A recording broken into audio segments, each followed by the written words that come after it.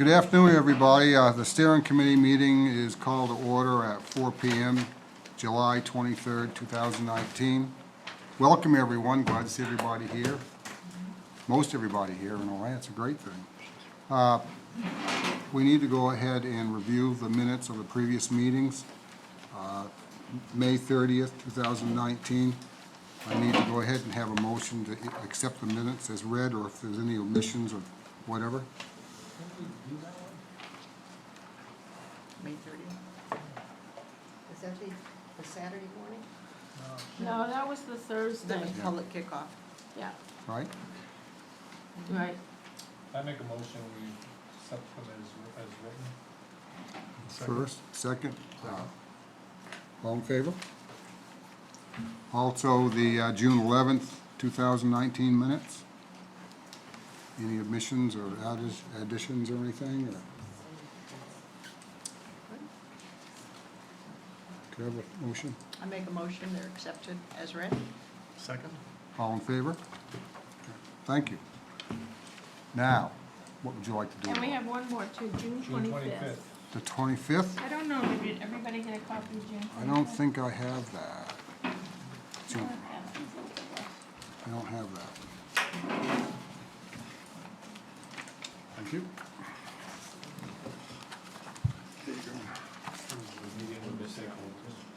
Yeah. And we also have another meeting that we have to approve the minutes on, June 25th, 2019. Do I have a motion to accept these minutes? Second? Second. All in favor? Motion carries. Okay. Now what would you like me to do? So we're gonna turn it over to Bob now. Okay, Bob, you're up.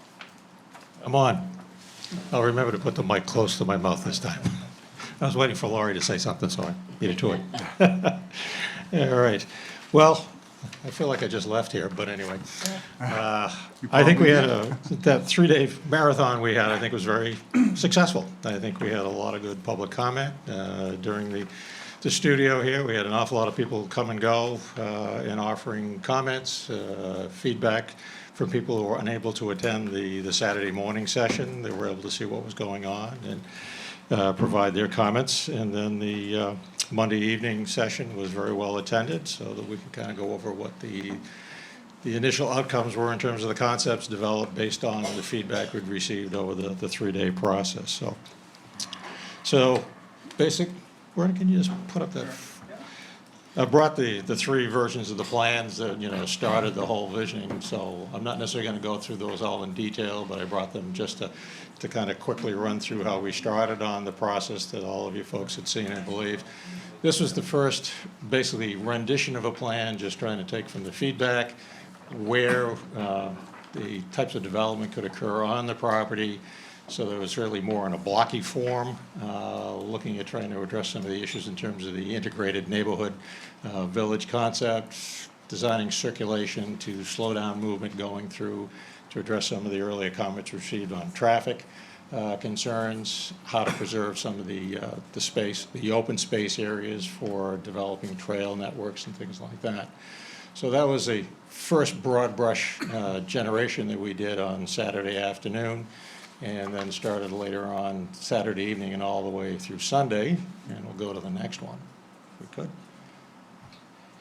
And this is more of a fine-tuning, smoothing out of some of the roadway networks, adjusting the location of potential lots and housing types within the parcel, and how to really start looking at how some of that open space, the existing environmental constraints are on the site, how to incorporate those into usable space to make it an integrated village neighborhood.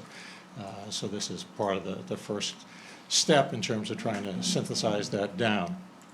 Then the next one we have is starting to look at it from the standpoint of a network of potential phasing, and that's about as far as we got on that with the 3-day session in terms of, in the underlayment you may or may not be able to see, but some of the work that was on the previous plan, we've shown that where those connective tissues would be in terms of some of the housing locations and some of the other site improvements would occur, but starting to take a first crack at how this might be that shows up a little bit better, yeah. So that you get kind of an idea in terms of future development, and then that phase being preserved as open space, preserved as land for future needs. And that was one of the key things that came out of, that's come out of this whole process, is that in terms of visioning this property, what is the ultimate or potential opportunities for the site? But at the same time, looking at this is an opportunity for the town to be able to have something that they can utilize as needs change. And again, this whole process, and I'll reiterate again, this is a master plan that becomes a guideline for the town of how the opportunities, what opportunities exist for this parcel based on the current needs and the input that we've received from the public. But at the same time, this doesn't mean this is exactly what's going to be built out here, but it's helped to create that vision, which is part of what that visioning session was. In the ultimate master plan, there'll be a lot more information as we've gone through this before in terms of looking at what the financial feasibility is, cost, what zoning improvements may be required out of this, and then looking at identifying what next steps are for the town in terms of being able to move forward with any sort of actual implementation. And, as we said, I think during the meeting on that Monday night was, you wouldn't really see anything physically even start to happen on this property for at least 5 years after the plan, the master plan is completed itself. So this is just this is the baby step to start with, so the town can have a better handle on what this property actually means to the community. So by no means, when people are looking at that previous plan, or even the very first one we generated, that is necessarily what is being built, but it's showing where the opportunities are for the type of development that may be able to occur. And those changes, maybe in 10 years, you may find, there's some other extraordinary thing that comes up in town that needs to be addressed, and this parcel will provide that opportunity to address what those needs are. But it's an initial step in terms of figuring out what you can do with this parcel. And it's very unique for any town to have an opportunity to have a parcel of any size, never mind 87 acres of what you can actually able to do. It's close to your downtown, it's close to your infrastructure, so there's a tremendous amount of opportunity versus it being in the rural part of the town where you have no services in terms of sewer, water, et cetera. So this is an ideal piece of property that you've acquired to be able to work with. So there has been a lot of information collected. Some of the minutes you just approved are also included input from the various stakeholders. So as a consulting team, we've been trying to look at some of the similarities, some of the comments have come through to try and for us to be able to try and put together a concise package as best as possible to guide the steering committee and the town in terms of what is the broad spectrum of what the community sees as the needs of the community and how this parcel can be utilized. So, and it's a tremendous amount of information, and for us, it's been very, very thrilling in terms of a consulting team to see as many people actually have input. We've done these things sometimes before where you get a couple of answers, or this has been very good. So, one of the items that I think you have, and some of you I think printed out, was the questionnaire that we did during the visioning session. And when Chris entered all the data in here, we tried to at least break it out in terms of what were the similar comments or number of responses for the different elements that came in. And basically, if you look at the top 4 items on most of the questions, there's a lot of similarity in there in terms of what has been identified as needs.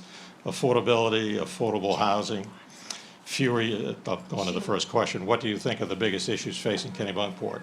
Again, the affordability and affordable housing, few year-round residents are a problem not having enough year-round, lack of young families and school children, aging in place for an aging population. And then a real key one is not being investor-owned properties that become for short-term rentals. So those were key things, and I think we've heard that all the way through from the stakeholder groups, from the steering committee. So there's one series of consistent themes in terms of what some of the issues are. The next question was for us to try and get a feel for what people thought was, what neighborhoods were important to people here, so we could try and gather what we thought were the imagery that we've been trying to put together for the project itself. And Dock Square, Cape Porpoise, Main Street, Ocean Ave, Arundel Road, those top 5, start showing what a similar density is to what we started looking at as far as developing the concept plan. One of the things we've started and haven't completely finished yet is actually taking some of the neighborhoods in the village area and start doing an assessment of what the lot sizes are within the various neighborhoods surrounding here. That'll be some additional detail that we'll have to be able to incorporate in terms of understanding the density and potential development of the parcel itself. And then if you go to neighborhood scale business uses that serve the needs, there were, one of the key on this question was, what would you like to see happen in the village parcel? Check for yes. Neighborhood scale businesses that serve the needs of the community, please describe. It was almost it was a 50-50 yes and no in terms of whether commercial needs you needed to be there. The types of uses were limited, basically make it limited or like coffee shop. Some of the discussion that went on that we heard, during the 2-day sessions or 3-day sessions we were in here were things like, something like a coffee shop or a small little, not a variety store like a Big Apple, but something of a homegrown type of variety store that provide needs for the actual neighborhood structure itself, but not an extension necessarily of commercial retail T-shirt shop as an example. So those are some of the things that we heard some comments on during that period of time. So that helps give us a little bit of an idea, in terms of what type of potential opportunities there may be regarding retail or whether retail should be there at all. Then the next question was a range of housing options that serve the needs of the local community. Please describe. And it was overwhelmingly, yes, we need to have a range of housing opportunities. Affordable was the top one, mixed needs, and then seniors. So those really ranked high, and so that's a similarity to that first question that I overviewed. And then community facilities such as a fire station, police station, or town hall. It was higher and towards yes, that is needed. There's a lot of support from the questionnaire itself leading towards location for a town hall. Not so much for relocating the fire station. The other one was, the next question was trails and other natural spaces. Overwhelmingly, yes. We only had one no. And the key elements that seem to be consistent as we've found throughout has been bike and walking trails are important. And then obviously, and some of the other items that have come out through the discussion is, taking the advantage of the environmental conditions out there, making it educational as well as recreational, and then being open for the entire public to use, not necessarily just restricted more towards the immediate area. One of the comments that came up as part of that was providing some limited parking on the site. So for people who wanted to walk these trails that aren't within walking distance of the village area itself to get access to it, they would have the ability to have access to the trails. The next question was indoor-outdoor recreational opportunities. Overwhelmingly, it was a yes. And again, here it says... I think you missed cultural and community. I did. Thank you. That's what I get for taking my finger off the paper. Cultural community gathering spaces, yes, was a strong response. Community space, there was a reference to the Waterhouse Pavilion in Kennebunk. Environmental education, so that's similar to what I was just referring to. So taking advantage of the opportunities to make it a more than just a walking gathering space, but to take advantage of what some of those additional opportunities are.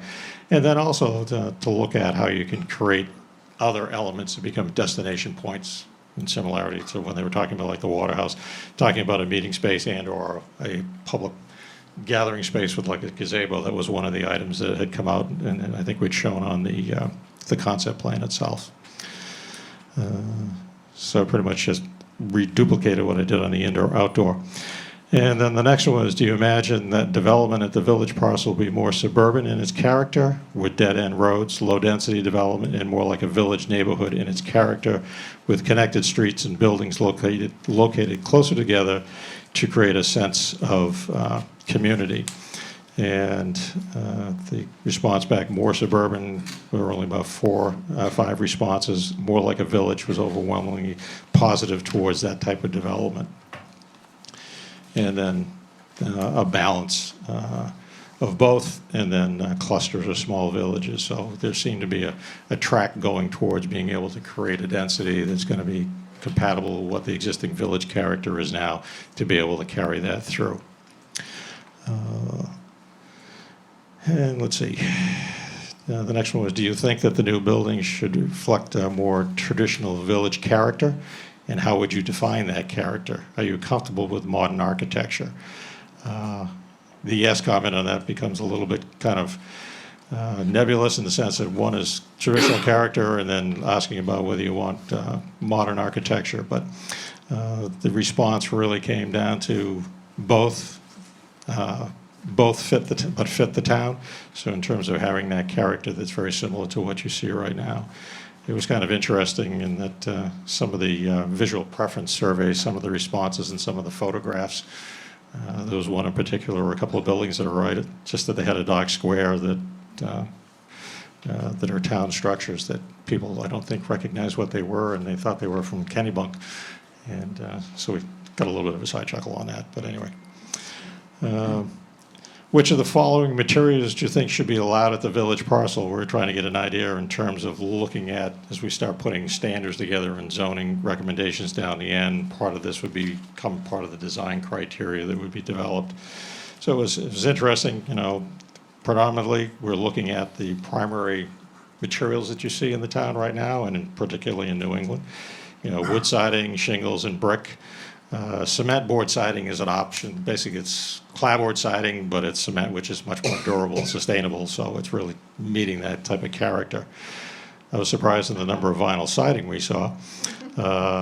Metal, and then I don't think it matters in stucco, so it really, I think the materials really dominated towards what you already see within the community itself to support that. And then we had the biggest concerns. We had asked the question, the biggest concern I have about the village parcel. And the top four really was being fully developed, not being affordable, and a tax increase, too much infrastructure, and then rentals. So those were kind of go along with some of the theme we've seen with some of the questions we had asked as part of this whole survey. And then the biggest opportunity I think the village parcel has, and affordable housing, topped the list.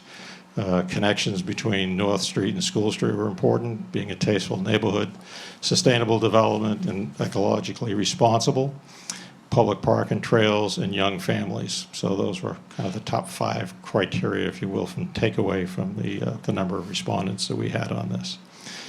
And then what else do you want to tell the planning team about the village parcel?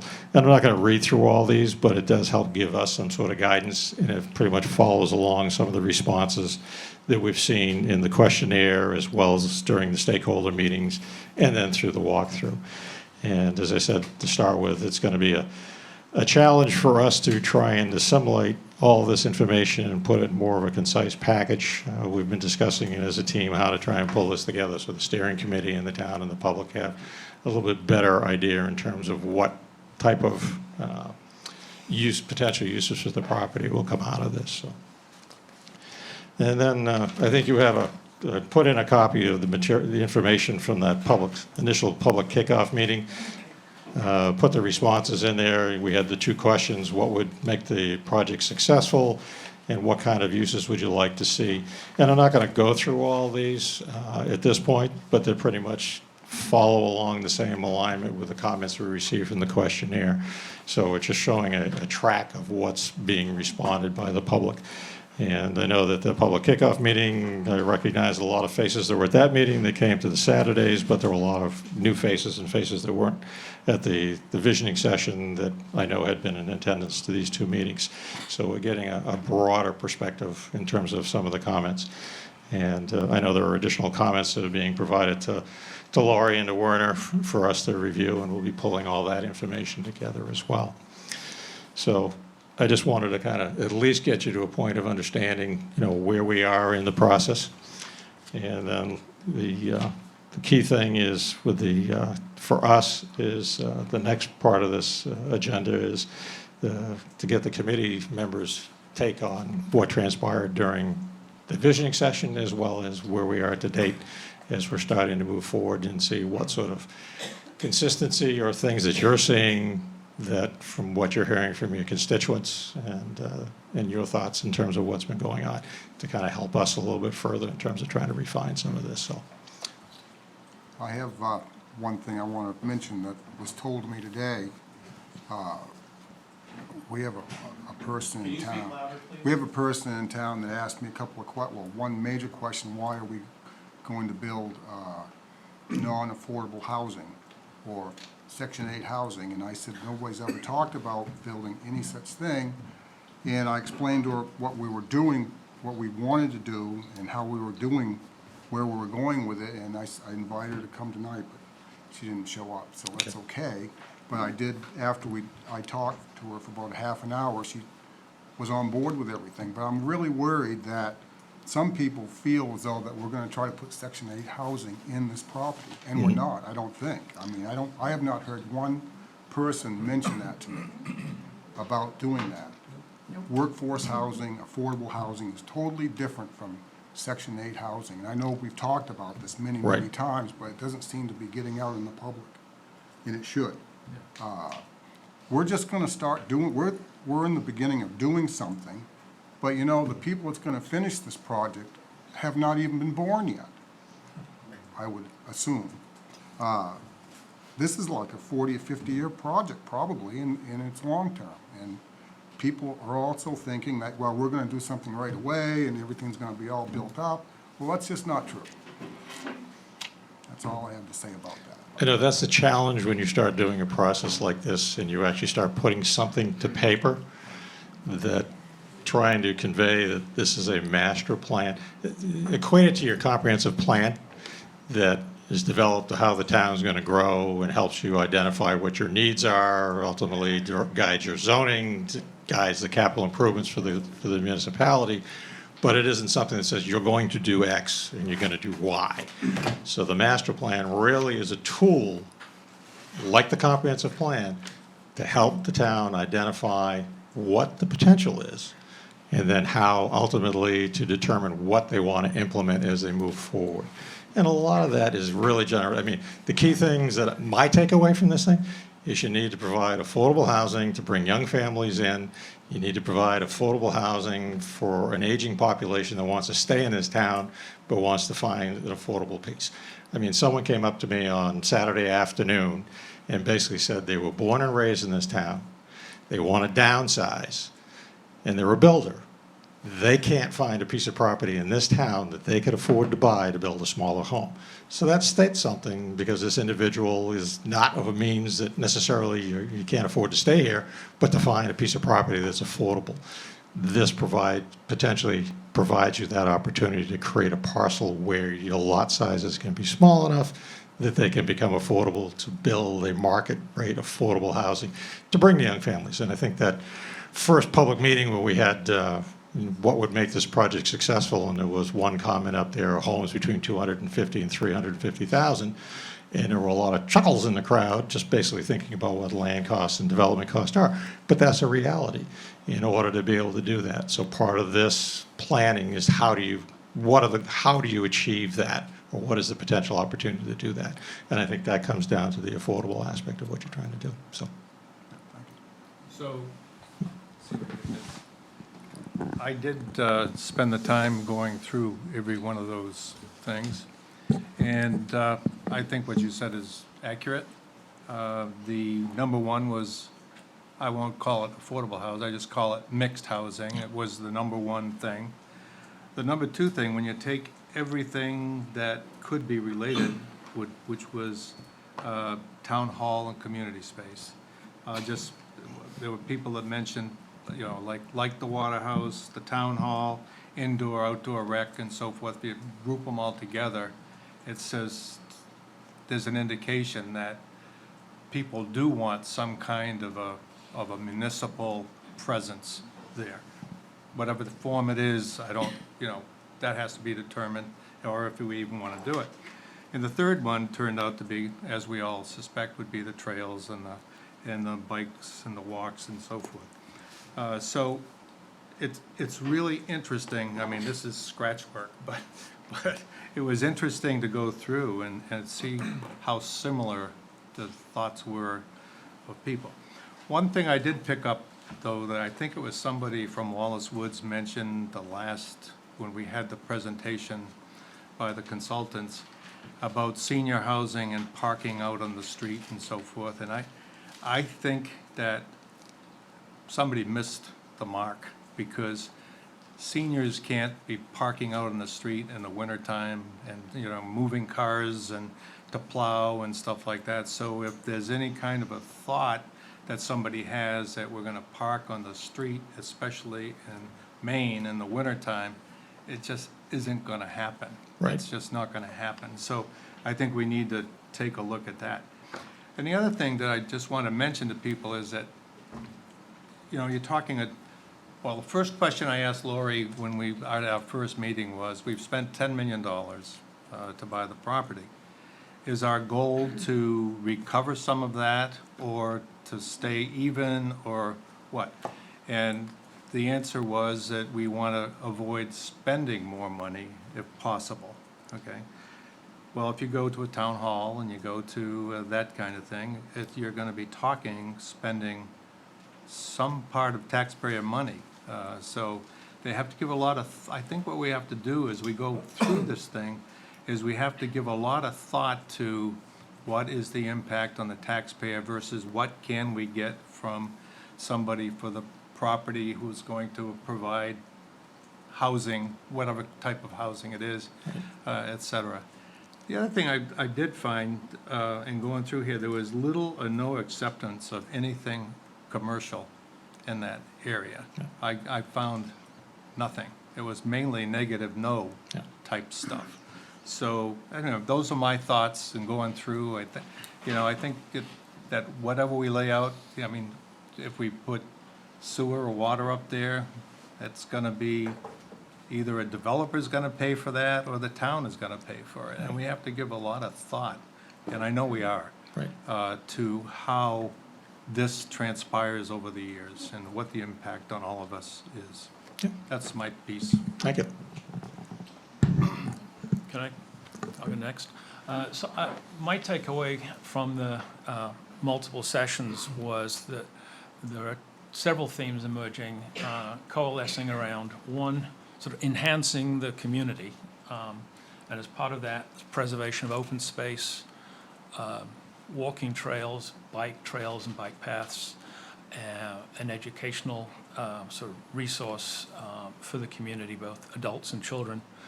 And the second need, the second goal, was clearly around affordable housing, and as Ellen said, it's definitely workforce housing is nothing other than that. It's workforce housing and senior housing, housing for town employees and for the young families who feel like they would like to live here but cannot. Happily, those two objectives, those two goals, can coexist on this site. There's a lot of land that can be preserved as open space that people can enjoy through trails. Possibly a meeting space, a Waterhouse Center-like facility could be added, but I'm not as convinced of that yet. But as Russ Preston cogently presented, I thought, if you design the housing for whichever of those cohorts we're talking about, is designed as cluster housing, and I realize that has zoning implications, you can really protect the environment. And there's a lot to protect here. And so those are my two key takeaways. I think the connectivity of this site to town needs to be, and to the Conservation Trust parcels, ought to be explored further. That we've talked about the CMP right-of-way, that easement being a possible route. But I do think getting people out to the site to enjoy the trails in the future is going to be very important. There's a lot of people come into Dock Square who, even a lot of the seasonal residents from my experience, don't know about the trails of the Kennebunkport Conservation Trust out on Guinea Road or wherever. And I think they're as important an asset to this community as the access to the ocean is. And I think more people could benefit from enjoying them. Right. I'm also, I've heard about the need for a town hall. And personally, I don't feel like fully grasp the need for that, nor the size, the cost, and the cost. We really need a cost-benefit analysis if we're going to think about putting something like that at some point in the future on this site. I think that's it. Great. Well, I'll, give my 2 to 3 cents, maybe with inflation, it's 3 cents worth. I think, as everybody has said, where there's common themes, which has been fabulous. I mean, what a great thing that is. If we had heard, no, it has to be housing, we can't absolutely have housing. There's just a lot of agreement. There's going to be some things, obviously, nothing's going to work for everybody, but I think the fact that people, by and large, see this as an exciting opportunity, and a lot of the needs seem to be fairly evident that are similar, puts us in a good place, hopefully to move forward. I still, there's a lot, obviously a lot of questions still outstanding, and I think as people have said, a lot of that revolves, this is sort of wishful thinking because it's planning. So it's like saying to somebody, what do you want your house to look like? Well, I could say I want 5 bedrooms and a pool would be nice, and how about this and how about that? Right. Oh, you don't have that, so they can't spend that. So I don't know what the costs are, even when we talk about walking trails and all of that sounds lovely, the property doesn't look anything like something you would want to walk through and bring your kids and throw a ball on now. So I have no idea what that kind of cost is just to get topography, let alone build things, look like something that's bucolic. The pictures we saw of people walking through wooded trails, and there's big full trees and paths and grass. So there's just a lot of questions about all of this is great. How and where do we get the next step so that the town understand what those costs are and how to weigh them? Because I think that's really the biggest challenge. We can all be excited about the opportunities, but the cost challenge is the same with the town hall. That's been mentioned several times, but in parallel with this, there has not yet been a layer of information and data that are telling me what's wrong with the current town hall. I accept that people feel like it's too small, but what does that mean? Would we sell that property? What would it cost? All those kinds of questions, I think, fold into this so that right now we have a wonderful vision, and now the real rubber meets the road of, What the those cost, as implications well are. as the phasing. Yeah. I'm not sure I have a good sense in my head. I understand that it's all to be phased in, and I think that message has yet to fully get out to the public in a way that's really understood, because I think, as you say, there's a concern. People are already worried about cars and parking, as if they're going to wake up one morning and that whole parcel is going to be built out and noisy. And if it's really a 10, 15, 20 years down the road, but do you develop it all into parkland, and then eventually some of that becomes houses? And then are you taking people's park away to put in houses?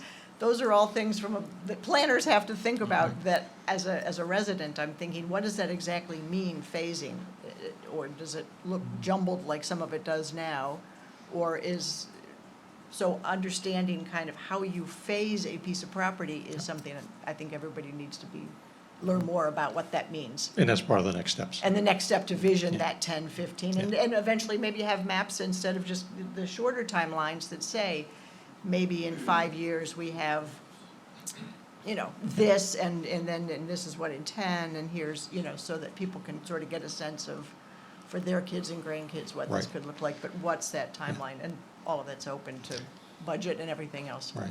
And I think part of the initial phasing discussion came up, over the weekend, is primarily, it has to start at North Street, because Right. that's where utilities are. Right. So in terms Right. of, when we targeted a couple of phases, it was more or less conceptual to say, this is probably what might happen. That may not be the first phase. You may wind up having to extend sewer and water in further, and it becomes another one.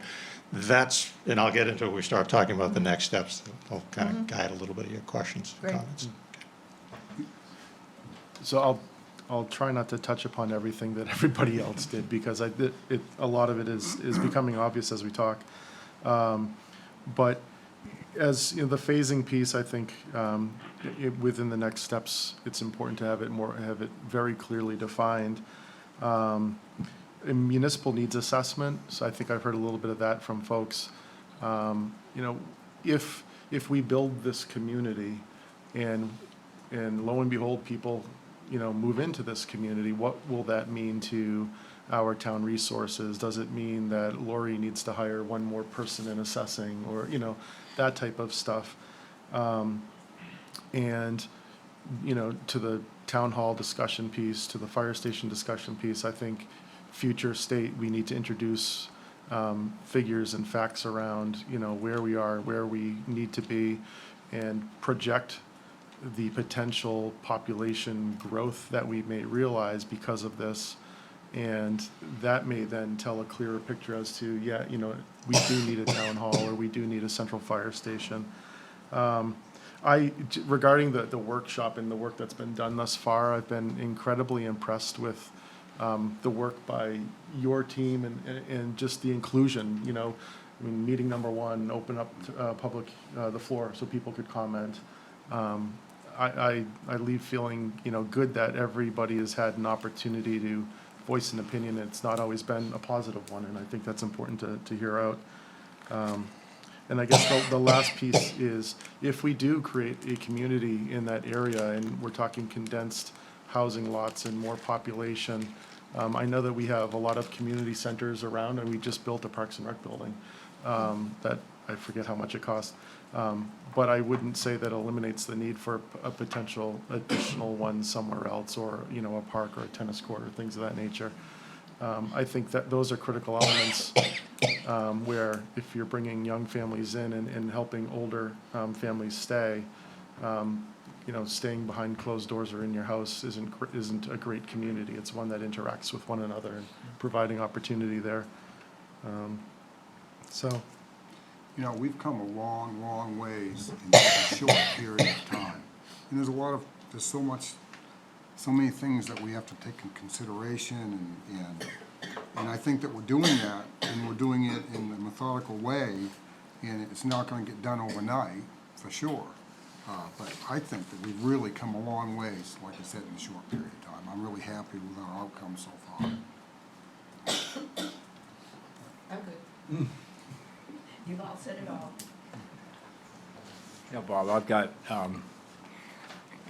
I've really enjoyed it. It's an experiment. The trouble, what I don't really enjoy is knowing that I'll have no idea what the result of this experiment is. And actually, I kind of salute that part as well. I think as a challenge for any community, we couldn't have taken on a bigger one, especially with only 4,000 people in it. This is a sizable experiment, to say the least.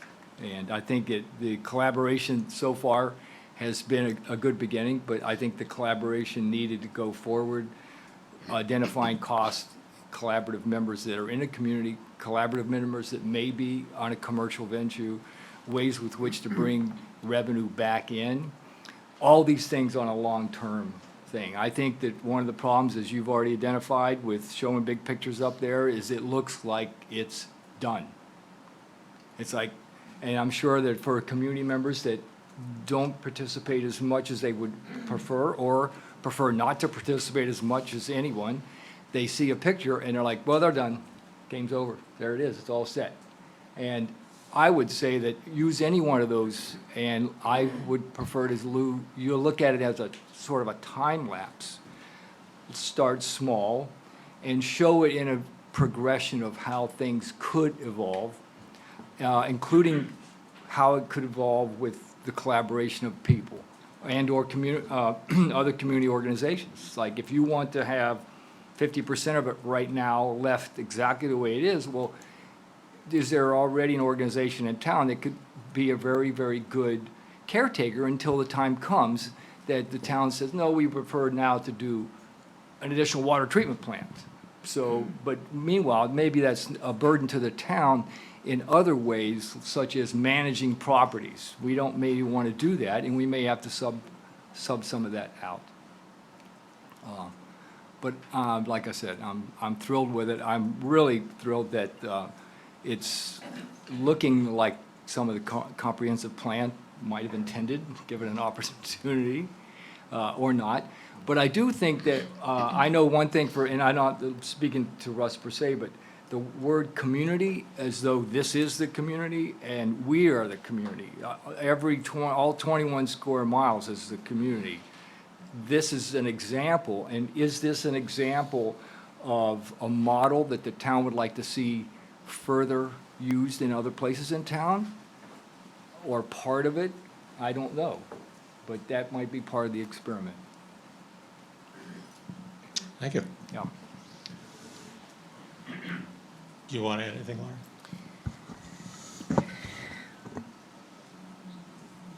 I just want to talk a little bit about community needs, and it was touched upon here, and about the town hall and the fire station.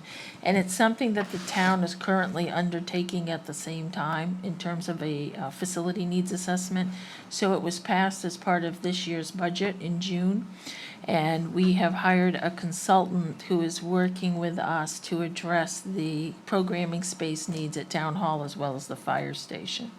So talking about the town hall, when I first got here 5 years ago, people approached me and said, we need a town hall, we need a town hall. And I was trying to get the lay of the land and certainly not want to spend money where it's not needed. And I thought, well, this town hall works. I think some of the challenges that when we did a architectural assessment of town hall and how we might build out more space back into the fire barns, the old fire barn areas there, and did an analysis of that. One of the things is we've run out of vault space. Our vault currently does not, it's not secure in the way that there's a sprinkler head that runs through the vault. So if there was a fire, the old documents would be damaged. We are very fortunate here to have documents back to the beginning of the incorporation of Kennebunkport.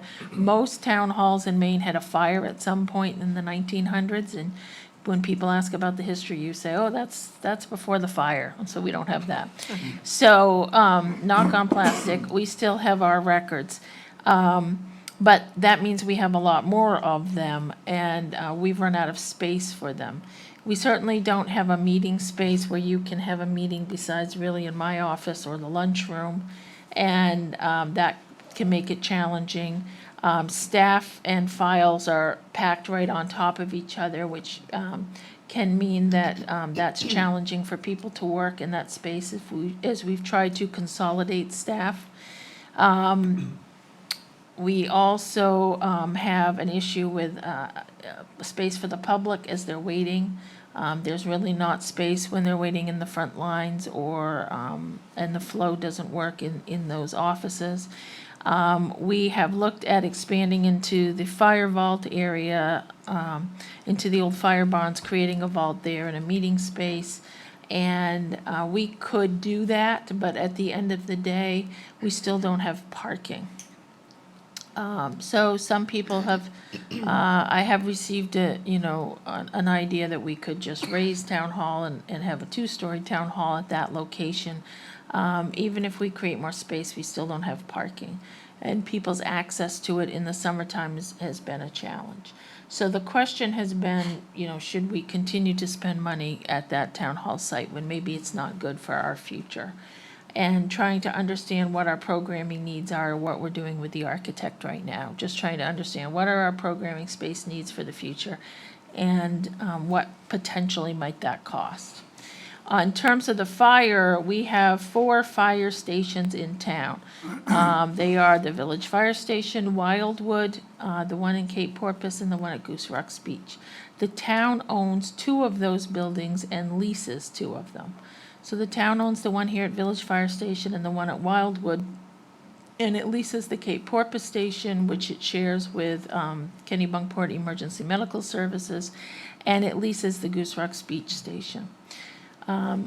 As our volunteer on-call fire department goes through a modernization, because of the reality of people's lives today versus how they were in the 70s and the 50s, we are seeing the age of our average firefighter is increasing. Our median age of our volunteer on-call firefighter is 55, and I would tell you the most active firefighters are on our force are over the age of 70.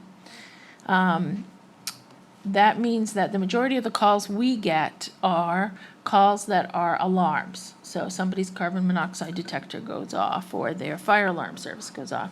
And those calls need to be answered just as much as the structure fire, because you never know until you go investigate. But we have 2 or 3 people who answer the majority of those kinds of calls, because of course the daytime, Monday through Friday, you can imagine when people are working and they're out of town, are when we are challenged with having others service us. So what happens, we're not alone. We are actually abnormal in the fact that a town in our size has been able to go as long as it has without bringing in paid firefighters. And I think that's because of the 4 fire companies that we have and the commitment of the community. But, you know, we are really trying to prolong that as long as we can. And I see that in the near future, whenever that date is, that we're going to have to bring in paid firefighters. And what other people's experiences will tell you is that once you bring in paid firefighters, you're going to see those on-call hours drop dramatically, even if you try to integrate the 2 systems. So what we're trying to do is prolong our current system as long as we can in a safe and responsible manner, but plan for the future. And the future of having paid firefighters, whether it's full-time 24-hour shifts or whether it's per diem shifts, is that we're going to need a different kind of space for them. And the question is, if we have per diem firefighters answering from a station, then the 4-station system really does not make sense for us long-term. So over the past couple of years, our new fire chief and I have been examining using our GIS mapping system, our current call volume. And so we've looked at the calls from the past 10 years and where those calls have taken place and what the response time is from any one of those stations. And then we also look at adding time for people who drive from their home or work to that station to grab a truck and then respond. And what we have found is that the majority of calls can be continued to be answered in the same time frame by just using the Village Fire Station and Goose Rock's Beach Fire Station. And so we've been talking with the fire departments about this consolidation of both stations and equipment as we move to this future planning. And so in terms of this station, we could continue to stay here, but we would probably need, if we're going to consolidate to 2 stations, to add a bay on. And we would need to add space for living quarters for paid firefighters to sleep and eat and function in a living quarter type of environment. The other thing is, if we leave Atlantic Fire Company or Cape Porpoise Station, and Chems right now is sharing that space, and the town no longer leases that space, then what happens to Chems? And so should Chems come in, you know, and so we're trying to look at that planning as well, because emergency medical is just as important as fire. And so that's what the architect currently is doing, is looking at that. Does it make sense? Can we expand this space? Of course, the trucks keep getting bigger, the trucks keep getting heavier, so there's a lot of different factors that we're looking into that. And so we could potentially keep the station here. Another idea that was brought up is if we built a new fire station along the village parcel, would it have better access to Cape Porpoise and Wildwood? One thing I would tell you is when in our GIS mapping exercise was that the one area of town was the far end of Ocean Avenue, kind of by the Bush Estate, you know, at the compound in that area. Wildwood accesses that much easier, but in this future where people aren't at Wildwood, it doesn't matter where the station is, it matters where the people are who are going to respond. So if we moved the station a little closer, one thought process is, in the summertime, does it make it easier to get to that area because you're not going through Dock Square?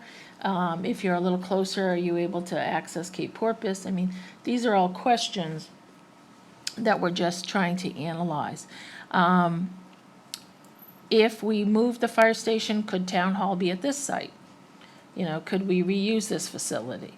If we kept the fire station here, where would Town Hall go and where does it make sense? And does it make sense to look at a campus environment near Parks and Rec? Does it make sense to, put it someplace else? We don't know the answers to those questions. We're just trying to understand how much space we need right now. So that's just where we are with Town Hall and the fire stations, just trying to plan for the future and look at where it makes the most sense to make those investments. Warner, did you have anything to add? That's really helpful. No, I think that would. I think the one other concern in a new town hall design is safety. So you know that the world is very different than it was, and there are concerns about people with guns and interactions with the public, and a lot of town halls and municipal buildings and public buildings are going through an analysis of how the public enters, and especially when you're a public entity that serves the public, you're not screening people before they come in, unless you're the courthouse. And, but they do look at what measures in the design so that in a lockdown situation, that can happen easier. In our current town hall, that would be a very challenging scenario. We are very broken up, and it would be difficult to make that happen. So certainly, as we look at that in the future, that would be another concern for all our public buildings, is how we incorporate that safety design element into it.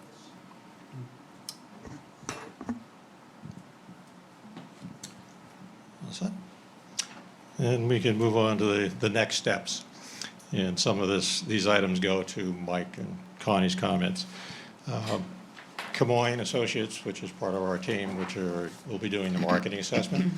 We're actually going to have a conference call tomorrow, and they've got the plans that we developed over the visioning session, and then start putting together the strategy, how we're going to start looking at identifying cost benefit, how we can achieve a affordable range of marketing for housing, and then utilizing the report that they had done for the town back in 2018 as part of the basis for utilizing that information as well. And then part of that equation also comes down to understanding the infrastructure cost. And that also gets into somewhat of the phasing aspects as well. So our office in Goral Palmer, we've done some initial evaluation without any numbers really available at this point, looking at what the infrastructure costs were for what the original proposed development is as a basis to give us some sort of understanding in terms of what some of those costs are and what some of the needs are. We'll be utilizing that based on the infrastructure layout that we've done for the overall plan to try and come up with a number, and then that also can equate to as an example, if the infrastructure gets put in from North Street to School Street, and then the development parcels go off of that, and then that's developer responsibility. And I'm just throwing that out as a scenario that isn't necessarily what we're talking about doing for the town to do, but just to give you kind of a guidance of how this whole thing can actually, all the Lego pieces can be put together in terms of what the strategy would be to be able to have some realization of what could happen out there, and provide the future planning to go with the next steps after the master plan. So we'll be going through that level of detail to try and come up with put a value on this, and then working with Laurie and as the work that they've been doing to try and pull some of those numbers into the equation as well.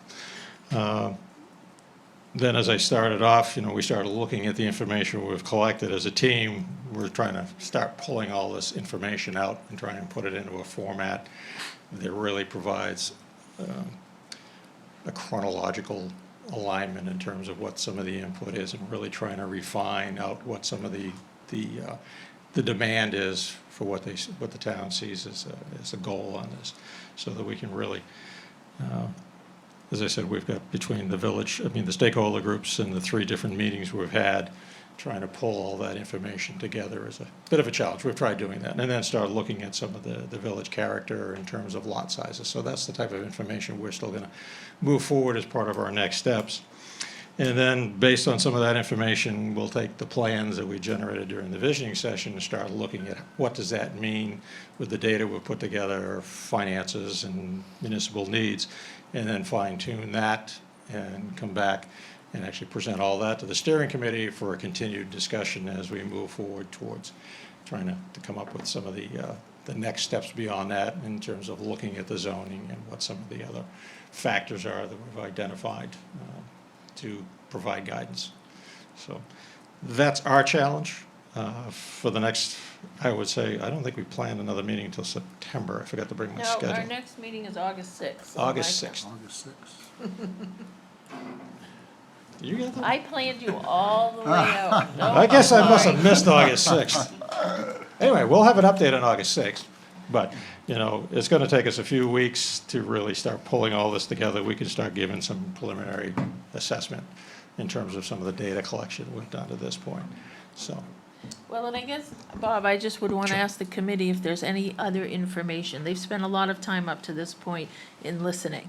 So they listened to stakeholders and abutters, and they've listened to the kickoff meetings and the visionings. And so now we're moving from the gathering data to the, digesting of that, and then moving towards a plan. And so, I'm just curious what other things the committee feels we could provide or do for them, or information they feel they don't have that we should be working on. Well, I think the next thing we're gonna need doing these assessments is, as some financial numbers become Right. known, that those have to be what needs to be considered Correct. first. So I'd say we're sort of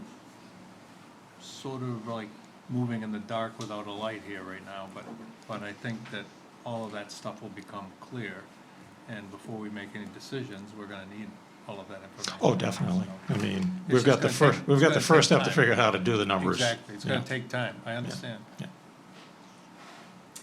I was curious too, and I don't know how we'd go about gathering this, or maybe some work's already been done in planning for the Heritage Housing Group, but, there is an evident need for affordable housing, and particularly young families, because of what's happening at the school.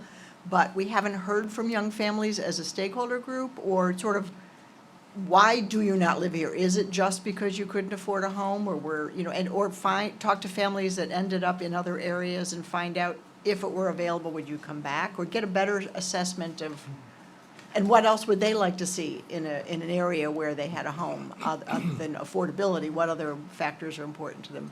I mean, we maybe have already gathered all of that anecdotally enough that we feel like we know it and we have a good handle on it, but certainly to make sure we don't overbuild that amount of housing, to get that balance right, it's impossible to do, I understand. But I'm just, to sort of, what's important to them, and in a community, and is it just affordable housing that's keeping them out, or also are their jobs all in Portland, and maybe they ended up having to live closer there anyway, even though they would love to be in Kennebunkport? What are the other things that factored into it? Right. Well, I know we did have a few younger families come through on the Saturday session. I think there was a couple actually that came to the visioning session Good. as well. Good. So we did get kind of that input, but not in terms of the numbers of everybody else who's participated in this process. Although I did hear some folks who, their children basically said, their kids could never come back here. Or basically a couple of them said, they'll never be able to come back here. So, I mean, from that standpoint, that is obviously an equation, and I think, some of what, Camoin had done initially for the town as part of that study, flesh some of that stuff out, so we'll be able to pull all that together as best as we can. So, Good. I think it's more about affordability than jobs. I think that people don't mind traveling some to their job, and I think they'd like to live in Kennebunkport, Right. from what I've heard Yeah. in the past. That people do want to live where they grew up, or where they in a small community like this. This is a wonderful community to live in. Well, we know certainly that people that currently do work here but can't afford to live here, and I think that's a really important factor to it as well, that our teachers and other people that are currently working in town even would prefer to be living in town and maybe have to commute to get here, and so that doesn't make sense. Anything Bob, else? excuse me. Go ahead. I'd like to see maybe a little bit, like I said earlier, a little bit of on the bigger plans that we've put up, the 3 different plans, if we could see a little bit reverse engineering maybe, and that is, where would you start?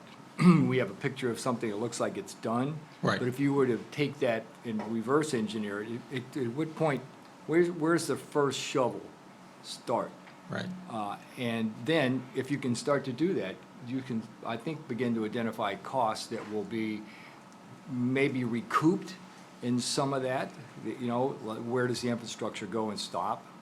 Can you actually stop it? I don't know. Yeah. Well, as I said, it all has to start at North Street anyway, because that's where the infrastructure is. There's no way of starting from School Street, because there's nothing out there to Right, be but able to tie in. what buildings seem to make the Right. most sense? And exactly, and in terms of us looking at the infrastructure cost, I mean, Right. we're, on that Monday night with the first plan, we talked about starting in North Street. There was one little complex coming in, so far it was another one. We started looking at what those infrastructure costs are, you know, maybe part of the plan is, well, we've got to install the first 1,300 linear feet of utilities to Yep. get to the other side of the transmission line, for that area to be the first to Correct. start. What are the first 20 homes to Right. look like? Right. What are the sizes? Exactly. Who should they be affordable for? Is it a town, does the town actually own the deeding so that we all can always maintain that a little bit of control over who lives there? Or is it something that is better off to, hopefully it's of commercial viability, and maybe it's not. Mhm. Maybe the reason it's not been done before, because it's not commercially viable. You know, a lot of development cost is, I've tried to deal with affordable housing Oh, yeah. in other, primarily in my town, being on the planning board, is that, and we've had a number of developers come in, and the biggest impact is the zoning requirements in terms of lot sizes, and then what your infrastructure costs are. You know, in terms of cluster development and cul-de-sacs, which we've all thought was the greatest thing to do to minimize impact, is actually reverse engineered, cause problems in the sense you have all these dead-end roads. So the planning thought is how you do that interconnectivity. Yeah. But when you start looking at, as an example, I did an affordable housing project for Vesta Housing in Portland. It was a subdivision approved in the 40s, and there were no sidewalks, there were no curbing. But the current zoning of the area required that we put in sidewalks and curbing, Sure. which made the project unfeasible. Right. So, This town has not suffered well with creative zoning in a lot of ways. Contract zoning is something that we need, if we need to sell it, we need to start selling it today. And a lot of people don't even have a clue what I'm even saying. The permitted uses are, that we have in free enterprise, there's a list as long as your arm. yeah. Is that list comprehensive to what we see going into the future? Right. And I think that comes part of this whole process, is developing recommendations for zoning provisions, whether it is a contract And the zoning timelines to process. take or- effect, you know, Right. that's a town vote Yeah, in order to move these things along, so. right. No, you're right, but the free enterprise zoning, there's an extraordinary number of things you could build that a lot of people would be very surprised about, including the fact you could put a gasoline station out there. A cemetery. Nothing wrong with a cemetery. I think that one other thing that I didn't hear people mention was, that I heard a lot, was traffic and safety. Right. And so, certainly we heard that about the development, but also, it spilled out into North Street and the neighborhoods that currently exist on North Street. And so the on-street parking got a lot of reaction, but I think what the consultants were trying to address is this idea of slowing traffic down and creating, a closer sense of neighborhood. And so there's, a variety of ways you can accomplish that. On-street parking was one they chose. But the idea of, when he put up on the slide, when we think the village starts and when maybe we should think the village starts. And when he moved that spot up to where the cemetery is and kind of at the entrance to this development, that's all the neighborhoods that I hear from about speeding, My reality is that the police are here an awful lot, and until we change the way it looks and feels, I don't think that speed is really going to come down. And so, to me, it also encompassed the other neighborhoods around here in terms of that item and how that plan might help impact this whole area here. And I think another thing in terms when you start looking at traffic, again, to what Jamie was saying, you look at a plan that shows all this housing out there. It's not gonna happen. It may not fully happen in my lifetime, but someone's looking at that saying there's 220 potential homes out there as an example. That equates to 10 vehicle trips per person, per house, just on general traffic terminology. That's not gonna happen in such a short time frame. That you're gonna have other issues you're gonna be looking at. Lori's comment that, when we're talking about narrowing down North Street past this, as you come into an area, if the road necks down, and all of a sudden you realize you've only got so much space, the first reaction is people are gonna slow down. An example of in Cape Elizabeth and South Portland, there was a roadway between the two communities in which, DOT was concerned with how close the trees were to the side of the roadway. So they went in and they had the town clear the trees back 15 feet on either side. The speed limit went up by 10 miles per hour. So, because all of a sudden people felt as though there was nothing confining it. So having a confined travel way, once you get down closer to Dock Square, you've got sidewalk on one side and parking on one side, it slows you down as you're coming through there. So that has the ability, so. And actually, weren't the shoulders widened on this when the roadway was improved? Yeah, so that increases some of the travel way. Well, we put in the bicycle path. Right, so. Yeah. But those are some traffic calming type of implementations, measures that can be done, and whether that's done, and again, as Mike was saying, you're probably not gonna see anything fully happen on this thing that soon, that, these are measures that could be looked at, to address some traffic issues more in a reasonable, shorter timeline before something else starts to come online, so. Any questions from me other than what we've already discussed? You guys all set? Any questions? How about public comment? Dave? Sure. Yeah, hi, Dave James. I think everything I've heard so far makes a lot of sense. But I've got 37 years background as a project engineer, and I tend to approach projects a little bit differently than perhaps what's going on here. And what I listen to right now, certainly everybody agrees that there's a need for some degree of affordable housing in the town of Kennebunkport for those who can't afford to live here, young people with children that we want to try to build up the school education, for those who'd like to downsize, and for those people that work here and would like to live here and can't afford to buy houses here. But I would remind you that the town has already approved what's called the Kennebunkport Heritage Housing Trust, and they're working very hard on plans to move ahead with building affordable housing.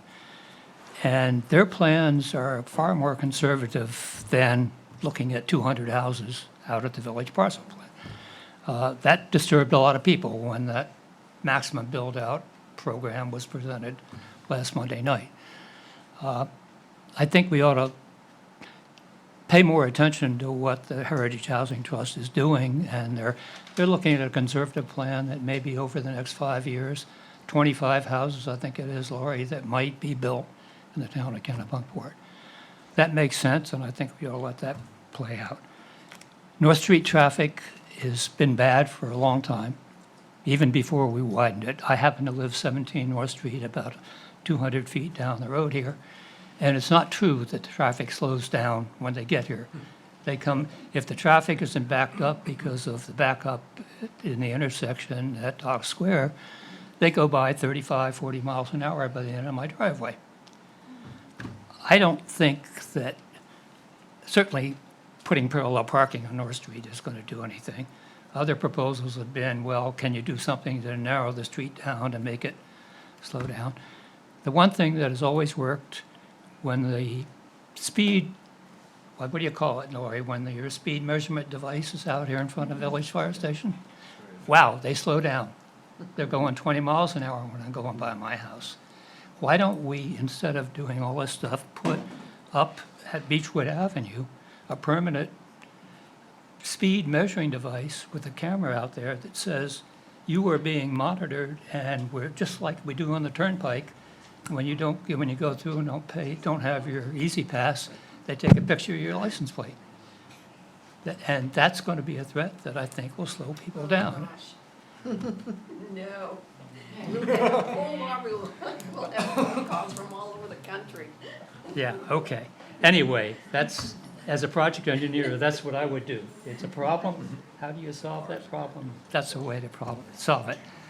And then the third comment I have is on the municipal town hall and the fire stations. And this has been a bug in my rear end for a long time. You know, Kennebunkport's got 4 different fire stations, as Lori has pointed out. We've got a population of, if I get my glasses out here, of about 3,500 people living in a geographic area of about 18.6 square miles. By contrast, Arundel has a population of 4,022 people, more than almost 1,000 more people than we have, in a geographical area of 23 square miles, which is another 5 square miles greater than us, and they have just a single fire department. And Kennebunkport, with a population of 11,000 people, Kennebunk, 11,000 people, almost 3 times of what we have, and a geographical area of 44 square miles, almost twice what we have, has just 3 fire departments. So why do we really feel we have a need for the fire departments? And in the past, when we had a president and a vice president living down the street on Ocean Avenue, maybe it made sense to have 4 different stations. But my proposal as an engineer would be shut down Wells District Fire Station, shut down Cape Porpoise. Goose Rocks we would need to leave because of its geographical location, kind of far away. Build a new central fire station at the village parcel land, which would incorporate this fire station, shut down village fire station, move chems up there. The response time from that new central location would be about the same as it would be right now from Wells District, Goose Rocks Beach, or Cape Porpoise, and Village Residential. Sell off Wells District, sell off Cape Porpoise, shut down the town hall, move town hall up here. Biggest problem with town hall is parking and available space. We've got the parking here. In fact, we hold all of our meetings here, Board of Selectmen, Planning Board, all of the other meetings, including tonight's meeting, are held here anyway. Renovate this facility into a new town hall and sell off the town hall property. That's got to be worth a fair amount of money. Sell off the Cape Porpoise property. That's got to be worth a fair amount of money. We don't own Cape Porpoise. All right. So But you eliminate the... Atlantic Fire Company could sell it off. Pardon me? Atlantic Fire Company could sell it, Yeah. yep. So anyway, that's a simple engineer's approach to what's going on here. Yeah, and the engineer is looking at this space both from the fire need perspective, and also could we fit town hall out there, and like you said, keep this meeting room. So we are trying to examine those Okay. ideas. All right. Thanks, Dave. Thank you. Anybody else? Yeah. Behind you.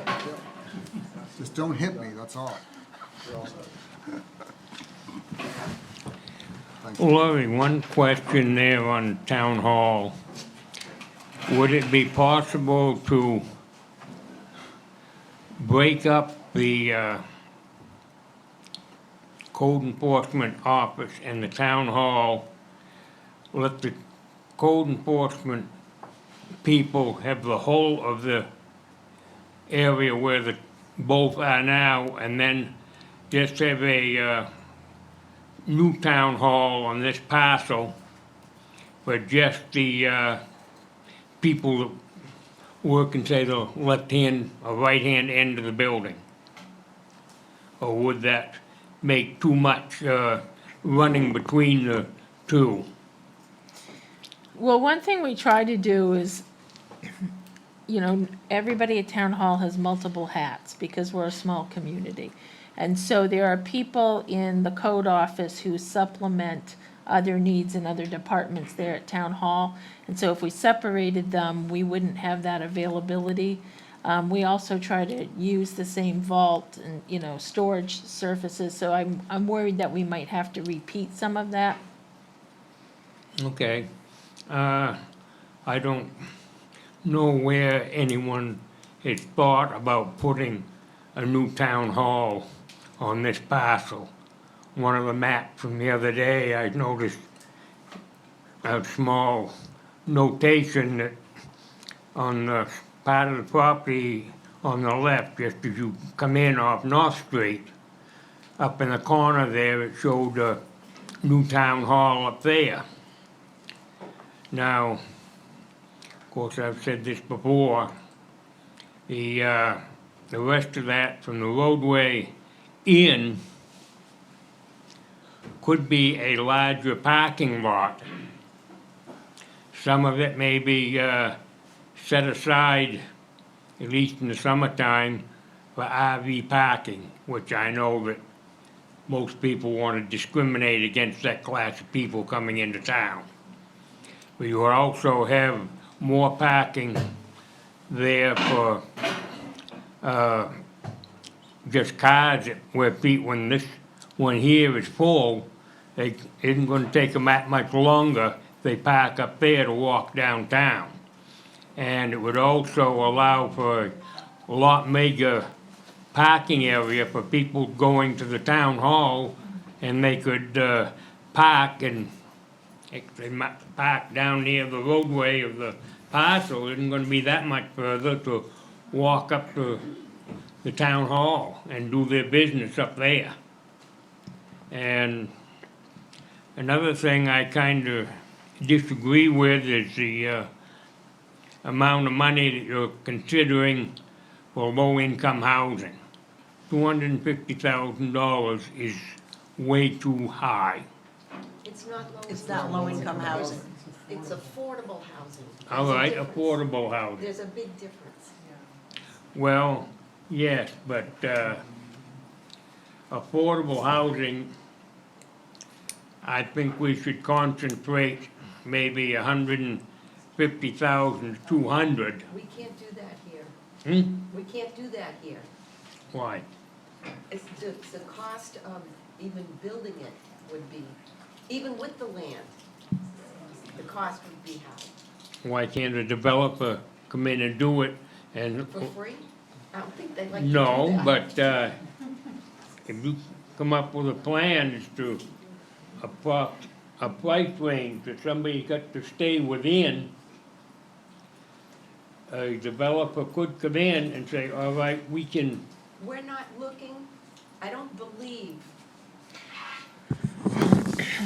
believe as a town that we're looking for low-income housing. Affordable housing is a whole different category, and that's where we're focusing. okay, but you get some young people just coming out of college, they'd like to live here. Affordable housing for them at that price range, they're gonna go somewhere else. We need to get some, a price down that these people maybe with a little bit of help there can go ahead and build a house here. Doesn't have to be, I'm just saying, that's not what we're looking at. As we mentioned at the beginning of the meeting, it's not what we're looking at. okay, but you're gonna be keeping an awful lot of young people out of town. Well, we're trying. Thank you. I don't want to continue on his note, but I'm looking at $10 million just to buy the property, which most of it is swamp. And I'm wondering, how much are we willing to pay to attract babies to our neighborhood? Because what you're trying to do is fill an elementary school, right? We have an elementary school. You're trying to fill it though with Oh, fill babies. it. I thought you So said you build it. got $10 million already invested, and that doesn't do anything about infrastructure through a swamp with granite ledge in it. It's gonna be really expensive to develop that property. And the other question I have is, if you're talking about putting AMS emergency response services in this little 85 acres? You're trying to slow down to keep it safe for kids and old people, and yet you want fire now, and you want EMS now, and it's gonna be a conflict. It's gonna present problems. Good Thank point. you. I gotta, I'm sorry. Yes, thank you very much.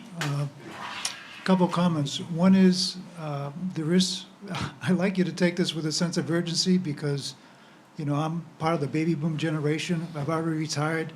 I'm at the far end, okay, the last part of it, and we don't have much time. So when you talk about senior housing, you know, we need it in the next 5 years. I'd like to know if you could, maybe you can do some kind of study to talk to the seniors in the town and find out what their needs are. Do they need senior housing and when do they need it, all right? The other thing is, if you get the seniors in the town to sell their homes, you open it up for families. And families are gonna fill up Consolidated School, and that helps us solve that problem, okay? So there is a sense of urgency here, right? The other thing is, in your plan up there, there's a lot of other acreage besides what we're seeing on that 87 acres. Are there, that plan, does it close off development to that acreage, or are there sort of stubs available so that developers can go into other Can you bring areas? that plan up? Bob, can you just talk to that? I got another, hang on.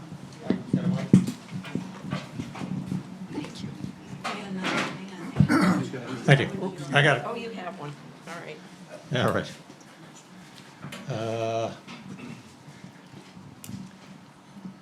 I'll try and, okay. Which one do you want? Do you want the next one? Go back to the other one. I'm not sure that has all the detail I need on it, but, yeah, this one will probably work better. There are existing wetlands on this site, and if you look at this, which is kind of a blue tone in here, this is wetland. You keep moving on me where. And then there's a wetland finger here. The dark blue, there's a stream that comes out of this wetland here. There's another, go up a little bit, I guess. There's another stream that cuts down across this piece, ties in, and then it flows down and goes under North Street. There's a wetland. Okay, Werner. Who's on first? There's wetland associated on either side of the stream corridor that runs up through. We have where's my vernal pool? Up in this area here. There's a significant vernal pool that has restrictions that go around it. There's a 100-foot setback around that. Then there's But if also- we talk about the access, Yep. I think, So, I mean, in terms of some of the restrictions on the site, in terms of what we're looking at as far as development, I think when you're talking about being able to do some additional offshoot pods, now you can go to the next one. so Bob, can we just refresh? We've talked to the committee about how much of the acreage is developable, and 50 people have thrown 52 acres roughly, 52 out of the 87. 6.7 or whatever it is, yes. So, from that standpoint, the wetland areas I was just talking about, those are restricted to development in terms of housing type uses. It becomes part of the open space network in terms of protecting that corridor. So that what you're seeing in terms of possible pods for neighborhood development, those are placed within, I'm gonna get out of the light, placed within the upland area that has potential development opportunities. There may be some additional areas, you know, like in this section here, that may have a little more expandable area. There's a 135-foot wide CMP easement that runs through the property, so you can't do anything in that area. You've got that one little stream figure that comes out, so this becomes basically unusable. This pocket over here, there are two other significant pools, so you really can't do anything in this location in here. So basically, the fabric of what you're looking at is taking what is of that 52 acres that has potential development, where you could actually have that, any type of improvements. In terms of adjacencies, there's a tremendous amount of land on the School Street side that obviously is not part of this project, but has potential for connectivity to it. for any additional housing needs in the future that come into the town. So, sir, my question was, have we left sort of a stub or something? Right, I think- So those areas can be developed or? The question is really about how have we planned for connectivity to other lots? And so we have, in this design, there is an access point. Okay, so basically, what we're looking at is in this here, that arrow right there, coming off the end, that would provide potential connectivity to the adjacent parcel that's on the School Street side. And then, you're killing me. It's not showing on here, but there's another right-of-way opportunity in this location here to connect to that side. And then we've looked at, while this isn't necessarily, there's potential that you may be able to connect from here out to Old Cape Road. So we've looked at it from that standpoint in terms of future development opportunities that are basically by other landowners. So it's not part of, obviously, us to be able to look at what you could develop on those parcels, but it does show that connectivity. Okay. One other small issue I had, I saw a lot of beautiful pictures on the website, sort of very bucolic, fields and play areas and walking areas. You really can't go out and walk anymore in Maine. The tick situation is so bad, you can't take kids out there anymore. So or dogs. So if you were to develop that, even as walking trails, you're putting your life in danger. I know Consolidated School, they have to spray that every year. And that is one of the only areas around where you can go out into a field and you're not gonna get attacked Ticks. by ticks. Yeah, So it's not all as wonderful as it would appear to be to have open fields. Okay.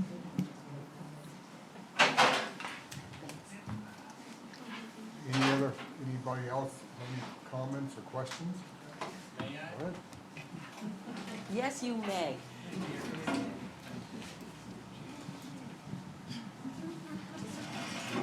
Okay, I've been to a lot of these meetings. I'm Dr. Phillips. We moved here 3 years ago, and we live in Wallace Woods, which makes us abutters to the property. We were given stakeholder status because we have a little more skin in the game because we live right next to it. Now, what I hope to do today is be a lot more positive and constructive than I've been in the past. And I get it, and I... therapy and training. Well, maybe, but I apologize for being so late to the table, but I look at this plan, as a butters, our request was, please don't build structures adjacent to our property. We moved here because we like the space, we like the green, we like the trees. I would not like to see a clump of houses here with green over here. What I'd like to see is the green to be shared by everybody. The new townspeople that will live on that deserve a piece. I want it to flow through the properties. I don't think the new townspeople that will be here want to go out in their backyard to have a cookout or go with their kids and see me sitting in my backyard staring at them. That's all we ask. We're a very small part of the periphery. I realize what the town needs from this property. We need the young families, we need the affordable housing. But I think they're gonna want the same things that drew us here, the space, the green, the trees. So if you can weave it in through there and keep everybody separated, that's kind of what we were hoping for. And that's what I hope. You gave us the status to hear what we wanted. Also, we would also like to make sure that the new townspeople that come into these houses are qualified for this great deal and that they are year-round residents. Because we want them to be parts of the community, to take part of it. Having a clump of tiny little houses like they have along Route 1 is not going to help this town.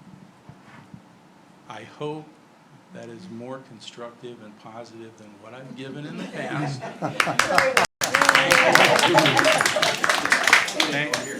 Thank you for listening. First of all, Nick, the empathy training worked, so it was money well spent. Listen, he happens to be a neighbor of mine, and he's very impassioned about the community and about what needs to be done. And sometimes he gets so passionate with his excitement for doing the right thing. I just love you for it. So just keep it up. Don't worry about it. But Bob, I had a question for you, and just for a point of clarification. Did I misunderstand you when you said when you do traffic studies and traffic flows for each home built, you look at 10 cars? It's just that, well, not having 10 vehicles, it's having 10 vehicle trips. That's just an 10 average vehicle number. trips. Yeah. Okay, because the point I would have is that, and I think we talked about fiscal responsibility being one bracket, and the other being health, safety, and security, and you fold everything over in the burrito about what everybody wants in the middle. But traffic flow was never really discussed. It was safety, but what does the flow look like on the street once we have all this, whether it's the short-term plan, Or the the long-term. 50-year plan, the unintended consequence? How are you looking at the flow, and what does that look like? We can generate some numbers. Coral Palmer's they have a traffic engineer on board. Because that's critical Yeah. on And how we it have- works. And we have the traffic studies that were done from when the original subdivision was done based on the 80 units that were out there. Mhm. So we have some baseline as well to work from. And so we can look at doing. Great, that'd be really helpful. And the second thing really is for the committee, right? Look, this is, your job's tough. What you're trying to do with this 87 parcel is wonderful. You're right, you can't find land like this. We can talk about what's good and bad about it, but you just have to act responsibly and not just think about 50 years, because what we do today has unintended consequences for tomorrow. And you've really got to make sure you've got a good balance between what the community needs, its character, its wonderful way of living that people have here, and ensure that you protect really the environment that we've got in the ecosystem that makes Kennebunkport so wonderful. So I know you're working hard at it, but I would hope you would do even more diligence going further and not accept just what people say, but trust and verify over and over and over again, especially when you're talking about fiscal responsibility, tax increases, and health, safety, and security on the other side. Thank you.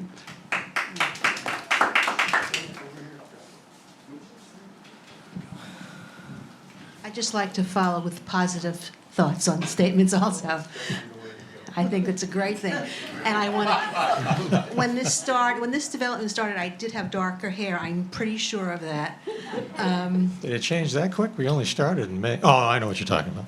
We might have both had darker hair. I'm not going to. I think we did. I'm not going to say for sure. But anyway, really quickly, I just want to commend everybody who's been involved with this. I think the fact that everyone's getting the opportunity, if they want to take it or not, to have a voice in how we proceed is really commendable. And that's it. Thank you.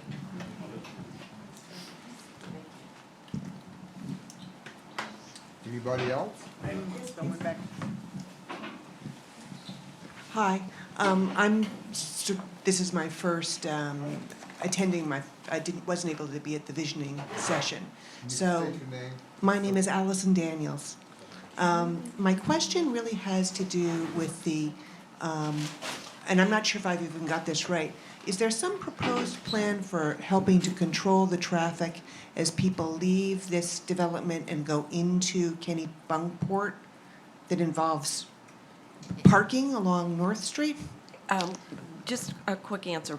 Most of the time, I would suspect that if you live in the development, or even if we're going to do it, when you're coming out onto North Street, you're going to be taking a right and not a left.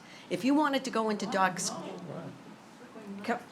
no, my thought is if you wanted to go to Dock Square, you'd probably walk, because why would you take your car? There's no parking. You So wouldn't I think, find parking. I think the question is, so listen, let's not argue about which direction people go. But the question was there a design that showed on-street parking? And so there was, if you saw the York Co-Star came out with the picture of the design of the North Street entrance. And we don't have it up here, but there was a design that showed on-street parking at the entrance to this road and along North Street and within the road in the first part of the development. So it was a design that principal came up with as another thought process in terms of how to slow traffic. What they were hearing is, A, if you are gonna have these buildings, a civic building they had in the beginning of the design, and you don't want a big surface parking lot because it's only used so often, how do you accommodate parking and spread it out? You know, we do have parallel parking downtown, and they were kind of bringing that up, and then the other thought they had was it would slow traffic.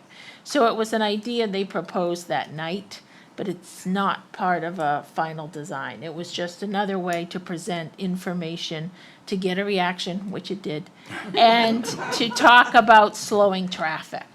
Okay, well, I'm glad that it did get a reaction, because I didn't think that sounded like the best way to control traffic. Well, you're the only one who said that. I'm kidding, I'm kidding. I'm sorry, I kidding. didn't realize we've been well over this already.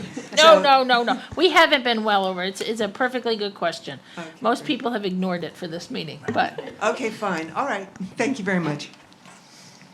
Anybody else? Down the end over here. Thank you. I'm Ed Francis, I live on Touchstone Drive. I have a comment about the plan that is up on the wall right now. Amy and I, we went to the Saturday morning session, and if you had asked me to predict what the prototype plan would look like as a result, and I know there's been subsequent sessions and there's been questionnaires that have given you feedback, I wouldn't have predicted this.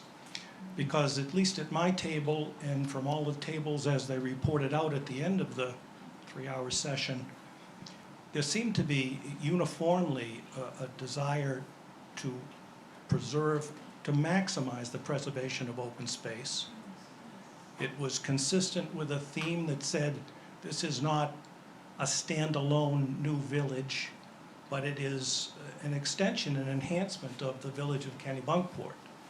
And so instead, I've heard a presentation today that sort of talked about this as a separate village. And I'm seeing a plan that is almost completely built out with the exception of the wetlands. I think it's important that you go and you use this as one aspect of the costing exercise, which I know is coming next. It's a boundary. But I'd like the board at least to consider maybe even voting on whether or not this is the plan and the only plan that you want to go into the next phase of the project with. And I thought what I heard David James say earlier made a lot of sense. Why not augment this with a plan that showed a minimal build-out and a more extensive preservation of open space? And there's going to be costs associated with that as well, including maintenance and maybe tick spraying, I'm not sure. But right now, it seems like we're on a path to maximum build-out. I heard a lot of consensus about preserving open space, maximizing the benefit to the entire town, and not just to the residents in this new village. Something that looked at the other end of that, I think would give us the spectrum of data that will be useful. That's all. Anybody else? Any questions or comments? No? Okay. Just one to clarify, the assumption that people in Wallace Woods are only gonna make a right, that's not a fact, that's in your plan, is it? That would be insane. You're going out the back way. Let me just clarify. My thought is if you wanted to go to Dock Square, you would walk, and if you wanted to get on the highway or head out to Biddeford, you would take a right. I got it, Go to Wells, go out through to Wells. I was just using it for. Well, I I'm was just saying using it when for a you're point. leaving onto North Street. when Yeah, you're- but I And was just, it's left. I was just using it for a point that assumptions are challenged by everybody, and we look at fact-based information to make decisions on this. We're getting there. It's a slow process, but we're getting there. That's good. Absolutely. You're getting, yeah, it is. And we've got a whole lot of good feedback information. tonight. I'm really appreciative. Now, we I'm have. really appreciating all the work you guys are doing. Thank you very much for taking this on. So Bob, our next meeting is August 6th. Will we have information for that, or what are you telling me? I will have you information. I'll let you know tomorrow what I'm going to have for you. Okay.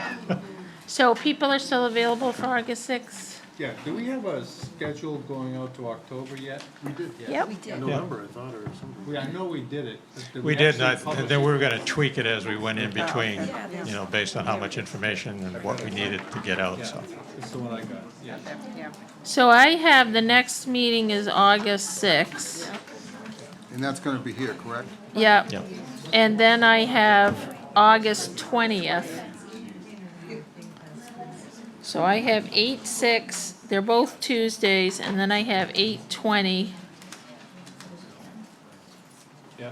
And then, I'm just going week by week here. We had September 17th, Yeah. Yeah, we had 9, yeah, it was 17th, I think. was the next. September 17th. Yeah, I have the 18th for some reason. Tuesday. Yeah, I have Wednesday, but was it this Tuesday? I think we moved them to all Tuesdays. Okay, so now I have Tuesday the 17th. In October, the. Werner made that for me, I'll blame him. Okay, And 10/4, I think. and then, October 10th and Oops. 24th. I have October,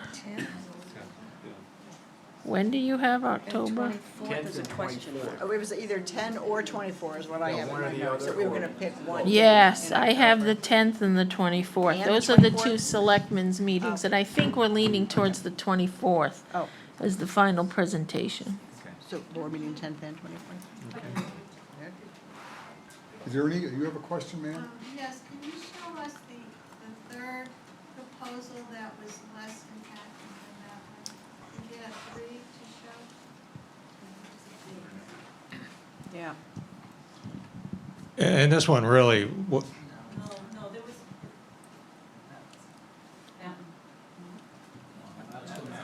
Well, the one in the middle, I think. it's the one in the middle. One in the middle. Basically, what we did on this one is just looking at, again, this is such a long-range projection of what might be able to happen out there. This still shows, as I just, I'll let you enhance that a little bit. Where do you want me to? Zoom in this area in here. So the dotted lines you're looking at in here basically is where the development on the first plan you were looking at could occur. So to your point in terms of this being the final plan, this was our first crack at it on the weekend. So part of it will be refining it, but the goal is to be able to show the town what the potential for the property is. And again, as everybody on the committee, I think, is more or less adhered, made comment to, this is gonna be a real long-range type of projection, but it's to look at what the feasibility is. You may find that in 40 years from now, you need to do that type of development. That's all the projection is looking at, and then preserving what you can for your open space. It'll be part of the open space for a long time, but not necessarily enhancing that open space, but retaining it, so. Yep. If you're looking for public approval, it would seem to me you would show this as your first phase. Thank you. I'm Annette Bowler.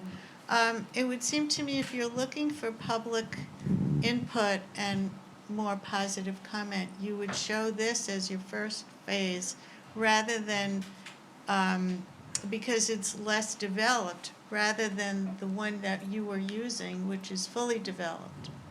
I think you'd get more positive results if you put this forward first. And then, as you were saying, it's a long-term project, so this would be the beginning of a long-term project. That other one would be towards the end of the project. And I'll try to respond to that. Again, this is a master plan. It's a roadmap of what could potentially happen on this property. In terms of looking at incremental development, this was just one saying, okay, because all the utility access is off of North Street, this really is the progression that would happen through the site. I think I need to try and make everybody understand what comes out of this master plan And if it's that other plan that shows what the potential development is, that's not set in stone. It's a guideline for the town to decide which way to move forward. You know, if it's determined that, you know, the different type of housing stock 30 years from now is totally different, the master plan changes. It's like the comprehensive plan when I alluded to that and Jamie was talking about it. Comprehensive plans change get reevaluated on a 5-year basis so that things change. This master plan will change. But right now, under today, what we're looking at is what the potential use of the property could be. And I think for the public and part of this participation, this is not set in stone. It's not like the plan that was developed for the approved project that was on this site. That was an approved design. This is not a design being engineered at this point. It's being shown as where lots could occur, size of lots, potential neighborhood fabric, ultimately, as we said, the cost, what the infrastructure cost would be. So at the end of this whole thing, there's a document that I'm not sure right now how thick it's going to be, but all the information that we've taken, all the public input, all the dialogue, all the finances, all the infrastructure cost is going to come down to the end, including zoning, that then the town can take, and the next steps are how the town wants to proceed with having something actually happen on the property. And I think part of the discussion, I said, you know, I wouldn't see anything even being looked at feasibly to even start on this site. If 5 years is be lucky, I think, in terms of being able to move forward. This really is to give the town something to work with. Right now, they own 87 acres worth of property that they don't really know how it can best advantage to the community. Part of our role is to try and start to develop that strategy.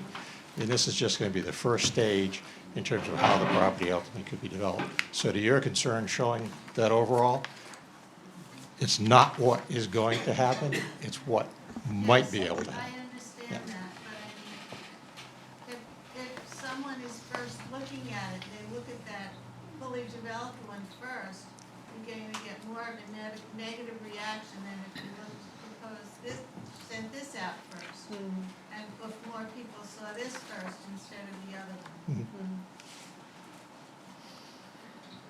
I think that's good feedback. It is, it definitely is. Is there any other questions? Laurie, do you have anything more? We're ready to adjourn. Move to adjourn. You're all set? I'm set. Entertain a motion. Move to adjourn. Second. First, second, all in favor? I want to Thank you thank for your input. everybody this evening for coming. It was a good session. Thank you. Helpful stuff.